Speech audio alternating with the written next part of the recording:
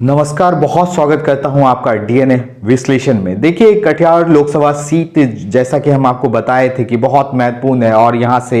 जो है बीजेपी और जेडीयू के बीच सामंजस्य की स्थिति बनेगी। लेकिन कौन होगा उम्मीदवार, तो उस पर से काली घटाएं हट गई और यहां से उम्मीदवार निश्चित तौर से, जैसा कि हमने आपको बताया था कि दुलाल चंद गोस्वामी का नाम सबसे आगे चल रहा है, तो निश्चित तौर से दुलाल चंद गोस्वामी पर एक दफा फिर एनडीए गठबंधन ने भरोसा जताया है। लेकिन यहां पर एक पूर्णिया लोकसभा सीट से बेहद दिलचस्प मोड़ वाली कहानी सामने आ रही है, जहां से पप्पू यादव, जी हां, पप्पू यादव, जिन्होंने हाल ही में अपनी पार्टी का विलय कांग्रेस में किया था और कांग्रेस में विलय करने के साथ ही उन्हें पूर्णिया लोकसभा सीट से उम्मीदवार बताया गया और निश्चित तौर से अपनी दावेदारी बाकायदा उन्होंने अपने बयानों द्वारा भी पेश की है कि हाँ, वो पूर्णिया लोकसभा सीट से अपनी उम्मीदवार वहीं से होंगे। लेकिन इसमें एक दिलचस्प मोड़ आता हुआ नजर आ रहा है, क्योंकि जो कांग्रेस है इस वक्त इंडिया गठबंधन का हिस्सा है और इंडिया गठबंधन में एक सहयोगी पार्टी है बिहार की, जी हां,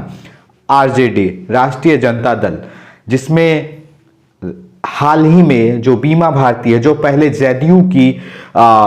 नेता हुआ करती थी, बाकायदा जेडीयू में ये मंत्री भी रही हैं, वो अब जेडीयू छोड़कर आरजेडी ज्वाइन कर चुकी है। और निश्चित तौर से आरजेडी ज्वाइन करते ही के साथ ही एक खबर चली है कि अब आरजेडी बाकायदा उन्हें पूर्णिया से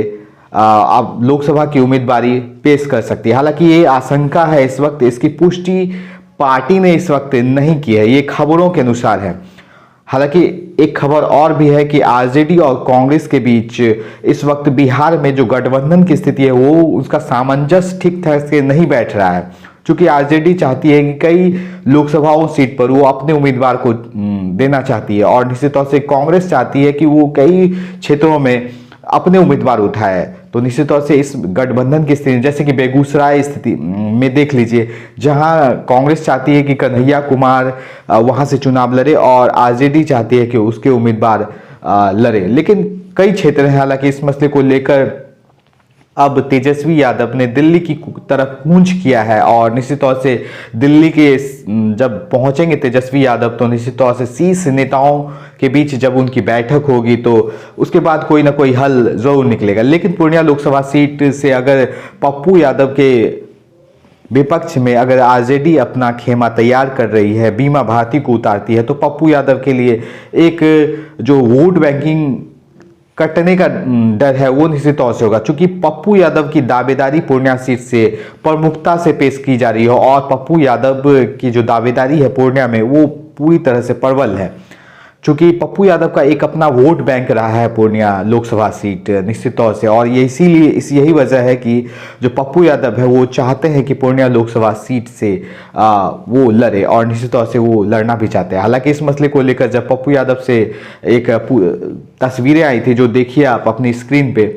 उसमें वो लालू यादव से मुलाकात करते हुए नजर आ रहे हैं और निश्चित तौर से इस मसले को लेकर उन्होंने पूछा भी, जब उनसे सवाल पूछा गया कि लालू यादव ने आपसे ऑफर नहीं किया था अपनी पार्टी ज्वाइन करने का, तो उन्होंने बोला कि हाँ, उन्होंने किया था कि आप हमारी पार्टी को ज्वाइन कर लीजिए और मधेपुरा सीट से वहाँ से चुनाव लड़िए। तो उन्होंने सीधे तौर से नकार दिया। उन्होंने कहा कि मैं पूर्णिया लोकसभा सीट से ही अपनी दावेदारी पेश करूंगा और वो कांग्रेस में जाना चाहते थे और कांग्रेस में तो बाकायदा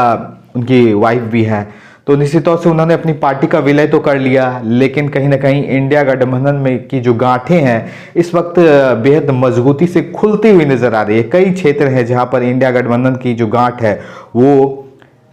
सही स्थिति में फिट नहीं बैठ रही है। हालांकि तमाम शीर्ष नेता चाह रहे हैं, चाहे वो तेजस्वी हो या राहुल गांधी हो, चाह रहे हैं कि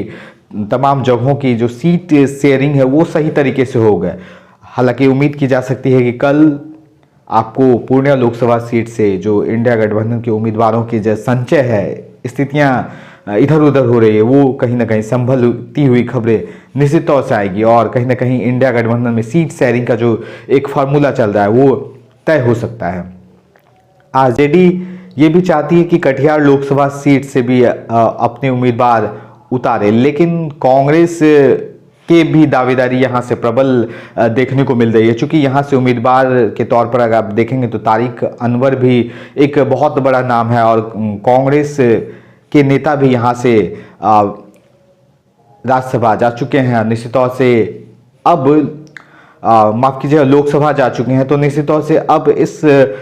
मसले को लेकर बड़ी खींचातानी यहाँ पर चल रही है। बिहार के क्षेत्रीय पार्टियों के बीच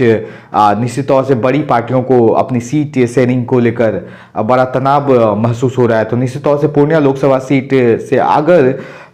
एक दिलचस्प